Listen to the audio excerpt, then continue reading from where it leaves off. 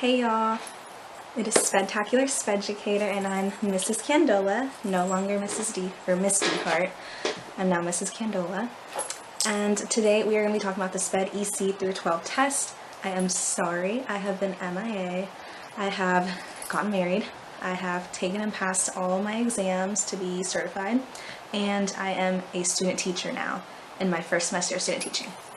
So I've been busy, to say the least. So without further ado, let's get into the video. Okay, so the SPED EC-12 test is the test that you want to take if you want to teach special education, anywhere from early childhood through 12th grade. So right now, this is the test that you would take, but later on, TEA and TEXES are creating the test where it's split into two, so you would get SPED EC-6 and then SPED 7 through 12. But right now, this is a test for you. And so this is only a supplemental test, so you wouldn't just take this test and be one and done. You would have to take your either core subjects for EC-6, or if you want to teach high school, you would take a 7 through 12 test, such as math or ELAR.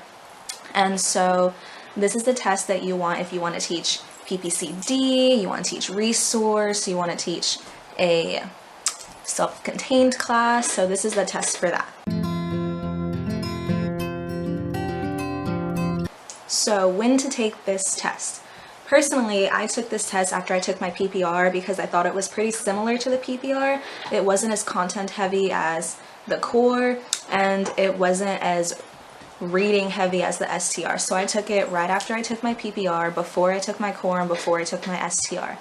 And I knew it would be an easier study than the core, so that's why I took it before. To prepare for the EC-12, y'all know that I love 240 tutoring, and I swear by 240 tutoring. I used it for every single one of my tests, and I passed them all the first time. So I recommend 240 tutoring. It is a little pricey. I think it's $35.99, if I'm not mistaken, a month, and so that's a little pricey. And if you do use 240 tutoring, I want to put a little disclaimer that 240 tutoring is extremely content heavy. So there's a lot of modules, a lot of quizzes, and you cannot take a practice test until you finish those modules and quizzes. So as much as I love 240 tutoring, you have to be prepared that it's going to over prepare you, which I personally like because I'd rather be over prepared than under prepared. So I recommend it, but just beware that it is a lot of information.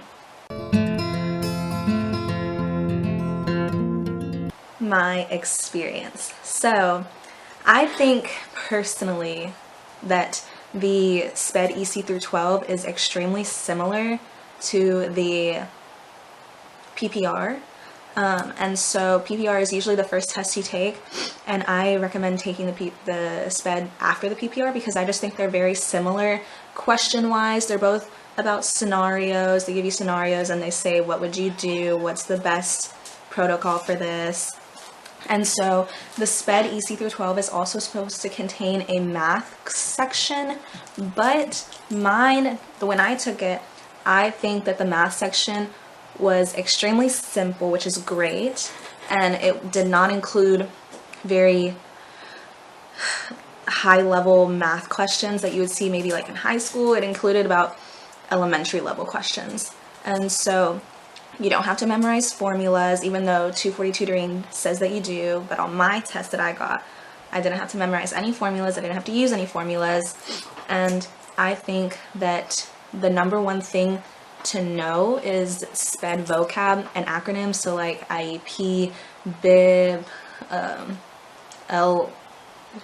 LRE, least restrictive learning environment. And so, yeah, that's personally my experience.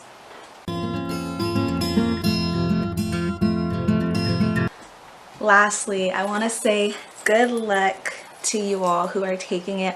Y'all are gonna rock it. It is nerve-wracking because it's such a long test and it's online, your eyes hurt, but you can do it. And if it's your passion, then you're gonna rock these questions. So good luck, and let me know in the comments below how